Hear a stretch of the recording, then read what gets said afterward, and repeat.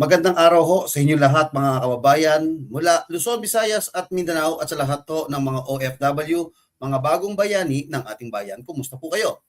At tayo nga ngayon mga kabayan ay nagbabalik sa ating home vlog.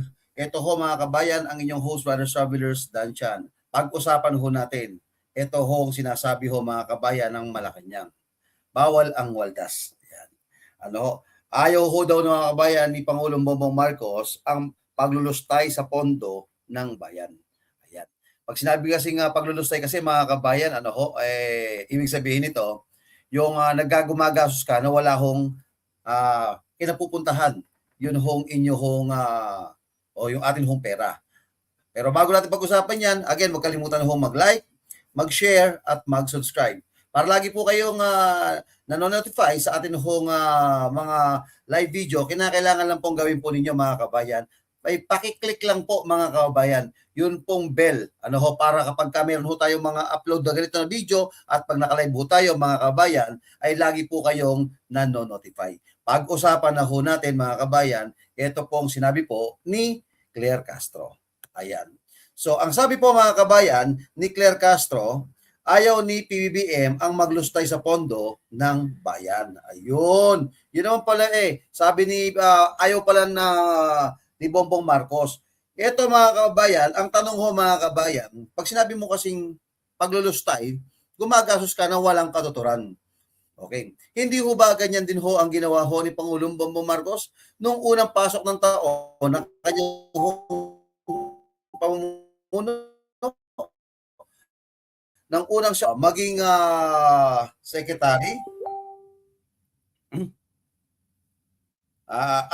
Yun na nga, yun ho kanyang yung kanya hong mga pledges na di ba lumipad siya sa iba't ibang bansa ho. Wala naman hong napala. Hindi ho paglulustay ho at pagkasayang lang ho mga kabayan ng pera yan. At eto na, yun pong etong bagong pasok na balita mga kabayan na kung saan mga kabayan etong si Pangulong Bongbong Marcos ay pumunta ho mga kabayan sa New York at dalawang eroplano pa silang pumunta ho sa ibang bansa. Tanong ho, ano ho ang napalaho natin, ano ho ang napakinabangan ng Pilipinas mga kababayan, ano ho dito po mga kabayan sa eto na. Sa kanya hong pagpunta sa Amerika. Hindi ho ba paglulustay ho ng pera ng kaban ng bayan? Yung mga pagpaparty-party po sa Malacanang, kamusta naman po? Hindi ho ba panay po yung balita ngayon na panay po ang party-party?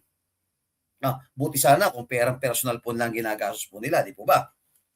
Ang kaso mga kabayan, 100% to. Kaban ng bayan ho mga kabayan, ang ginagastos ho dyan. Sana ho mga kabayan, matauhan na ho ang ito hong tagapagsalita ho mga kabayan ni Bongbong Marcos. Sabi nga niya ayaw ni BBM ang paglustay sa pondo ng bayan.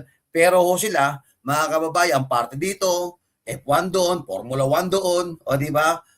Tapos kung ano-ano hong mga pinagagawa nila, wala naman hong balik. Kumbaga ho mga kabayan, yung capital ho mga kabayan ng Pilipinas ay galing po sa taong bayan, pinagkatiwala po kay Bongbong Marcos para lumago. Ang nangyari ho mga kabayan ay eto na nga, mga kababayan. Grabe. Wala hong kinapuntahan ang pera ho ng taong bayan. Mukhang ang kagandahan nito, makikita ho natin, iba po ang sinasabi ni Pangulong Bongbong Marcos. Dito po sa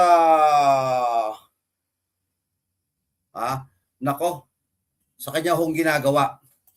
Oo, iba, parang talagang budol talaga iba yung lumalabas sa kanilang bibig pero iba naman po mga kabayan, yung talagang aksyon na ginagawa po nila.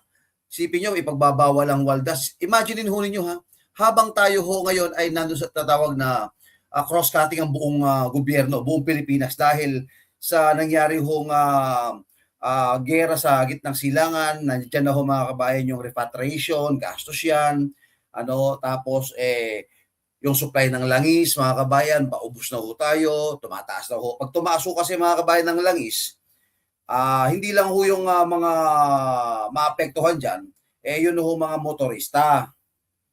Hindi lang ho yung mga bus company, yung may mga private na sasakyan, maapektuhan ho dyan mga kabayan. Unang-unang maapektuhan dyan, ang bilihin. Bakit? Siyempre ho, tataas din ho ang bilihin. Dahil bakit? Gumagamit ho ng gasolina mga kababayan, ito pong krudo, ito ho mga umaangkat po. For example, yung gulay ho ay manggagaling sa Baguio.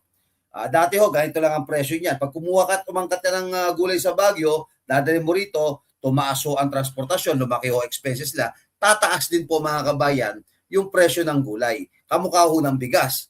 Siyempre, kung aangkatin ho nila yan, ganun din ho, apektado po dyan yung bilihin natin.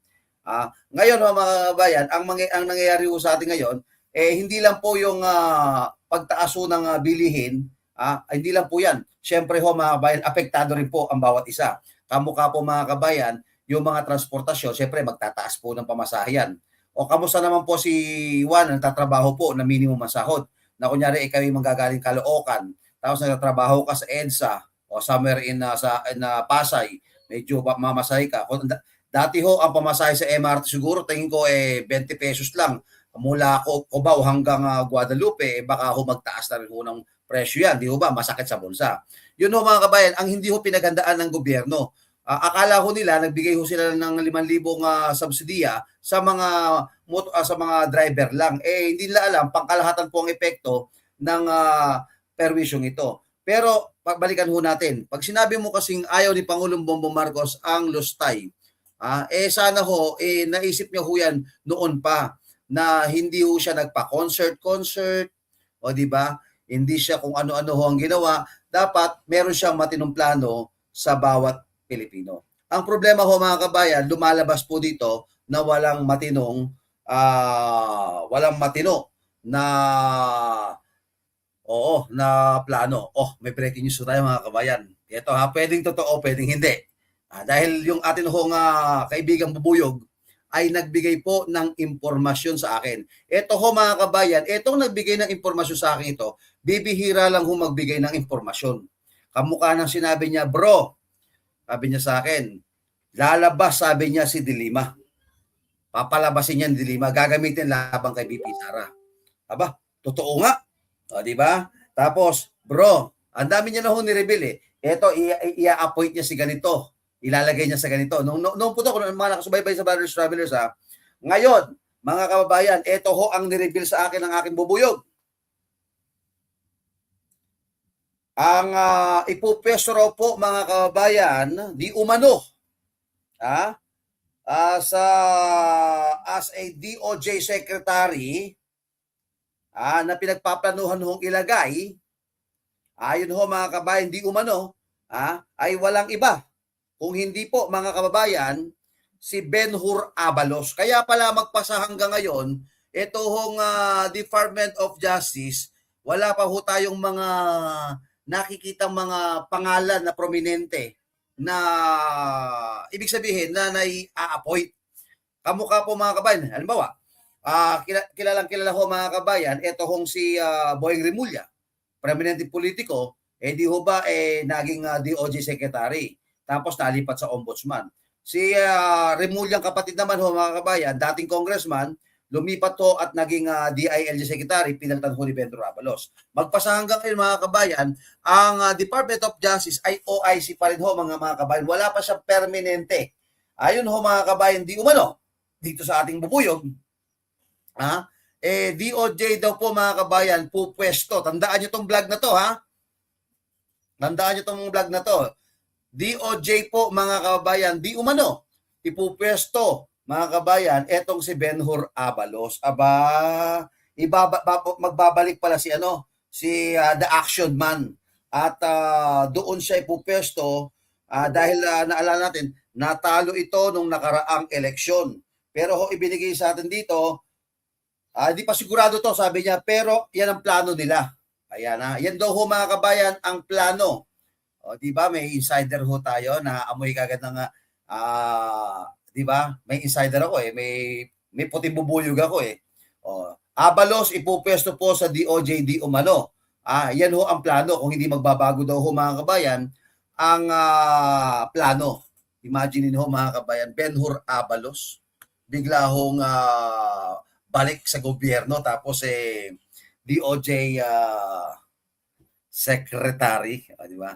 Bagay, medyo napaisip din ako doon Dahil hanggang ngayon, ang Department of Justice ay still OIC pa rin. Wala pa rin silang itinatalaga na bagong DOJ Secretary, kundi OIC. Alam naman ho natin mga kabayan na hindi pangkaraniwan sa Administrasyon Marcos yung OIC.